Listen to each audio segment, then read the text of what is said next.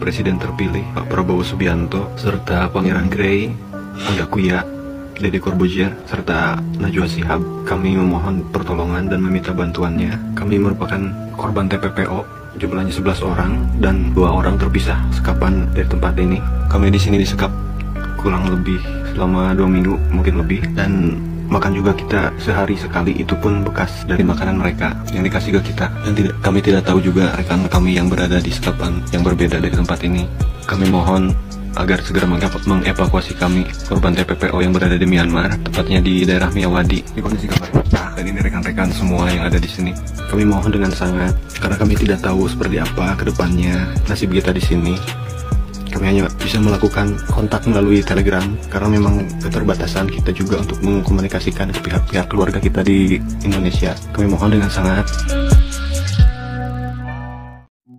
Presiden terpilih Pak Prabowo Subianto serta Pangeran Grey, Angga Kuya, Deddy Corbuzier, serta Najwa Shihab, kami memohon pertolongan dan meminta bantuannya. Kami merupakan korban TPPO, jumlahnya 11 orang dan 2 orang terpisah sekapan dari tempat ini. Kami di sini disekap kurang lebih selama 2 minggu, mungkin lebih, dan makan juga kita sehari sekali, itu pun bekas dari makanan mereka yang dikasih ke kita. Dan kami tidak tahu juga rekan kami yang berada di sekapan yang berbeda dari tempat ini. Kami mohon agar segera mengevakuasi kami, korban TPPO yang berada di Myanmar, tepatnya di daerah Miyawadi. Di kondisi kamar pecah, dan ini rekan-rekan semua yang ada di sini. Kami mohon dengan sangat, karena kami tidak tahu seperti apa ke depannya nasib kita di sini. Kami hanya bisa melakukan kontak melalui Telegram, karena memang keterbatasan kita juga untuk mengkomunikasikan ke pihak-pihak keluarga kita di Indonesia. Kami mohon dengan sangat. Coba Anda bayangkan, tanah di sekitar PIK 2, PSN PIK 2, itu ditawar hanya 10.000 sampai 50.000 rupiah per meter. Setelah jadi, dijual 21 sampai 36 juta per meter. Apakah Belanda pernah sebiadab itu? Terus siapa yang sebiadab itu? Apakah kita lebih hormat kepada orang biadab sekarang dibanding Belanda? Dan saya percaya Presiden terpilih akan mendengarkan suara rakyat. Wahai Presiden terpilih Prabowo, di tanganmu kami titipkan bangsa ini agar tidak bubar. Tapi apabila kau angkat tangan juga tidak bisa malah menghalangi oligarki berkuasa, maka jangan salahkan rakyat.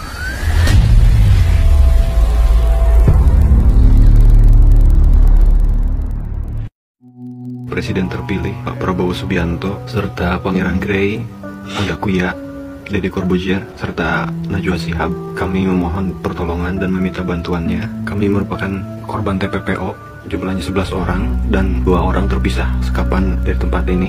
Kami di sini disekap kurang lebih selama 2 minggu, mungkin lebih, dan makan juga kita sehari sekali, itu pun bekas dari makanan mereka yang dikasih ke kita. Dan kami tidak tahu juga rekan kami yang berada di sekapan yang berbeda dari tempat ini. Kami mohon agar segera mengevakuasi kami, korban TPPO yang berada di Myanmar, tepatnya di daerah Miyawadi. Di kondisi kamar pecah, dan ini rekan-rekan semua yang ada di sini. Kami mohon dengan sangat, karena kami tidak tahu seperti apa ke depannya nasib kita di sini. Kami hanya bisa melakukan kontak melalui Telegram, karena memang keterbatasan kita juga untuk mengkomunikasikan ke pihak-pihak keluarga kita di Indonesia. Kami mohon dengan sangat. Alhamdulillah, wassalatu wassalamu ala rasulillah wa ala alihi wa sahbihi wa mawala. Terima kasih kepada para habaib, para alim ulama, para tokoh, para kiai yang pada kesempatan hari ini telah menghadiri haul 6 syuhada, sekaligus juga haul ibunda saya tercinta Syarifah Sidah binti Alwi Muhammad bin Zain Attas yang wafat pada tanggal 2 Desember tahun 2012, dan istri saya yaitu almarhumah Syarifah Fadlun binti Fadil bin Yahya yang wafat tanggal 16 Desember tahun yang lalu. Jadi para syuhada maupun sahibul haul dari saya punya ibunda maupun istri, semuanya memang wafat pada bulan Desember. Karena itu pada hari ini kita lakukan haul sekaligus mudah-mudahan diterima oleh Allah Subhanahu wa taala. Karena memang yang paling membahagiakan orang-orang yang sudah meninggal dunia adalah tatkala mereka diziarahi dan didoakan. Kita semua kelak akan merasakan itu. Pada saat nanti kita sudah meninggal dunia, betapa senang ruh kita. Pada saat ada yang kirimkan doa kepada kita, ada yang ziarah ke kita, memberikan salam kepada kita, terus duduk berdoa, yaitu di pusara kita, itu akan menjadi hal yang sangat menyenangkan bagi alam arwah. Mudah-mudahan, insya Allah kita yang telah menyenangkan para arwah pada kesempatan hari ini, yang tadi juga kita sudah doakan untuk orang-orang tua kita, keluarga kita, guru kita yang telah mendahului kita, kelak kita semua juga akan disenangkan oleh Allah Subhanahu wa taala. Kemudian terima kasih juga kepada para penceramah tadi yang sudah menyampaikan ceramahnya baik tentang syuhada maupun lainnya. Apakah itu tadi yang disampaikan oleh Kiai Haji Ahmad Sobri Lubis yang luar biasa mendorong kita untuk selalu menancapkan niat agar mendapatkan mati syahid dari Allah Subhanahu wa taala. Begitu juga kawan-kawan, yaitu Dr. Badruddin Subki, Dr. Fikri Bareno, kemudian juga ada Dr. Fadilah tadi yang juga sudah menyampaikan, ada Profesor Dr. Egy Sujana yang juga semua sudah menyampaikan mauidhahnya, tausiahnya yang luar biasa. Tidak juga lupa Al-Habib Hamid, begitu juga Habib Zaki yang duduk di sebelah kanan dan kiri saya, yang bukan saja memberikan motivasi kepada segenap jamaah, tapi juga sekaligus mengikrarkan kembali semangat beliau-beliau untuk tetap istiqamah, berjuang mencari ridha Allah dan Rasulullah Sallallahu Alaihi Wasallam. Baik, tidak banyak yang saya mau sampaikan.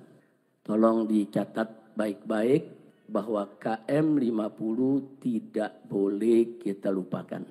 KM 50 akan terus untuk kita usut. Karena KM 50 ini merupakan satu tragedi luar biasa. Saya sudah sampaikan pada saat terjadinya KM 50, kalau sekali KM 50 dibiarkan, maka akan terulang lagi KM 50 yang lain. Nah, buktinya sekarang kita lihat berapa banyak orang-orang yang dibunuh oleh polisi. Nah, tapi kemudian begitu siaran pers disiarkan, orang tersebut katanya melawan, bawa senjata, polisi terpaksa. Nah, akhirnya yang terjadi persis seperti KM 50. Sudah korbannya diculik, disiksa, dibunuh, difitnah. Dan itu terus terulang. Sampai peristiwa terakhir di Semarang, seorang anak SMK, begitu juga. Dia tidak tawuran, dibilang tawuran, tidak bawa senjata, dibilang bawa senjata, dipamerkan senjata dalam siaran persnya. Nah, jadi lagi-lagi terulang, lagi-lagi terulang. Jadi warga masyarakat dibunuh terus difitnah. Nah, ini nggak boleh dibiarkan. Ini kenapa bisa terjadi lagi, itu tadi. Karena KM 50 dibiarkan, akhirnya mereka menganggap ke depan ini bunuh orang tuh gampang kok. Gampang, habis bunuh fitnah selesai, habis bunuh salahkan selesai. Nah, sampai kapan ini akan terus terjadi dan ini akan terus terulang. Sampai peristiwa sebesar Kanjuruhan yang meninggal itu lebih dari 100 orang, tetap saja yang meninggal yang disalahkan. Nah, lagi-lagi mereka semua disalahkan. Jadi polisi seperti malaikat, nggak pernah salah. Nah, ini berbahaya sekali. Nah, maka itu sekali lagi kami tidak akan diam. KM 50 akan terus kami kejar. Dan orang yang paling bertanggung jawab dalam peristiwa KM 50 adalah Jokowi. Bukan hanya karena beliau sebagai seorang presiden. Mungkin orang mengatakan, oh mungkin tanggung jawabnya moral. Karena sebagai seorang presiden. Bukan. Tapi kita dapatkan indikasi-indikasi keterlibatan Jokowi langsung atau tidak langsung. Itu bisa dibaca. Dan itu akan kita beberkan kalau pengadilan HAM-nya digelar, ya kawan. Nah, jadi jelas sekali. Dari sebelum terjadinya peristiwa KM 50, bagaimana Jokowi mengerahkan Kopsus, Komando Operasi Khusus ke Petamburan, lengkap dengan persenjataannya untuk menakut-nakuti saya dan keluarga. Itu sudah pengkondisian. Kemudian bagaimana seorang Pangdam Jaya sebelum kejadian menantang-nantang FPI di Monas dan mengancam-ngancam saya. Begitu juga bagaimana seorang Kapolri ketika itu, Idham Aziz, dengan Kapolda ketika itu luar biasa. Mengancam dengan ancaman yang luar biasa sebelum terjadi peristiwa KM50. Semua itu merupakan cipta kondisi. Seolah-olah saya dan FPI adalah orang yang kelompok berbahaya. Sehingga kalau ke depan dibunuh ya nggak apa-apa. Namanya juga orang berbahaya. Jadi dicipta kondisi dulu supaya masyarakat melihat FPI ini bahaya, Habib Rizik ini bahaya, Petamburan ini bahaya. Terus diciptakan kondisi. Dengan bantuan para buzzer yang luar biasa menyebar fitnahnya. Begitu opini terbentuk bahwa FPI ini berbahaya, Habib Rizik berbahaya, barulah terjadi peristiwa KM50. Artinya supaya apa? Supaya kalau sayanya terbunuh atau FPI-nya, laskarnya terbunuh, orang akan menganggap biasa. Ini kan orang-orang keras, ini orang ekstrim, ini memang orang berbahaya. Jadi kita kondisi semacam ini sudah jadi drama sinetron yang sering dimainkan oleh rezim Jokowi. Maka itu saya katakan sekali lagi, itu merupakan indikasi kalau Jokowi terlibat dalam KM50. Nah, tidak sampai di situ. Begitu terjadi KM50, Jokowi lah yang pertama kali menyatakan bahwa polisi sudah berbuat benar, masyarakat jangan melawan. Belum ada investigasi, belum ada pemeriksaan, belum ada penelitian, tiba-tiba sudah membuat pernyataan kalau laskar di KM50 itu yang salah. Sementara polisi yang membantainya itu benar, sedang menjalankan tugas. Enggak layak presiden memberikan pernyataan semacam itu sebelum dilakukan pemeriksaan. Kecuali kalau memang presidennya terlibat dan yang mengatur semua itu pantas saja memberikan pernyataan seperti itu. Tidak sampai di situ.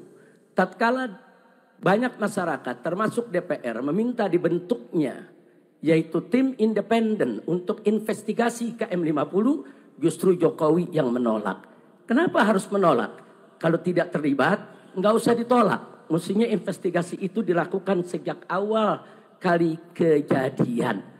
Nah, jadi di sini sekali lagi kalau saya katakan Jokowi adalah orang yang paling bertanggung jawab, bukan hanya karena Jokowi itu sebagai presiden, tapi ada indikasi-indikasi yang menunjukkan keterlibatannya.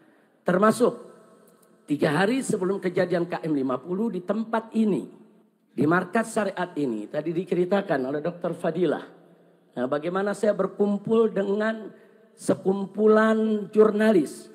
Kemudian tahu-tahu ada drone yang merekam semua kegiatan kami. Begitu kita kejar itu drone, ternyata yang memainkan drone itu adalah 3 anggota BIN. Dan ini bukan fitnah, bukan, kami rekam semua. 3-tiganya punya kartu anggota BIN resmi. Yang satu juga punya kartu anggota sebagai jurnalis, yang satu sebagai mahasiswa, yang satu lagi sebagai anggota TNI. 3-tiganya punya kartu anggota BIN secara resmi. Mereka memakai mobil dengan nomor plat palsu dan semuanya kita tangkap. Mobil-mobilnya kita tangkap, kita interogasi, kita rekam. Bahkan sampai data-data yang ada di komputer mereka kita sedot. Kita ambil itu datanya. Ternyata ya, di dalam laptop yang mereka bawa ada operasi D5 yang saya menjadi targetnya. 3 hari sebelum peristiwa itu. Artinya apa? Ini anggota BIN ini menunjukkan adanya keterlibatan instansi negara, badan intelijen negara.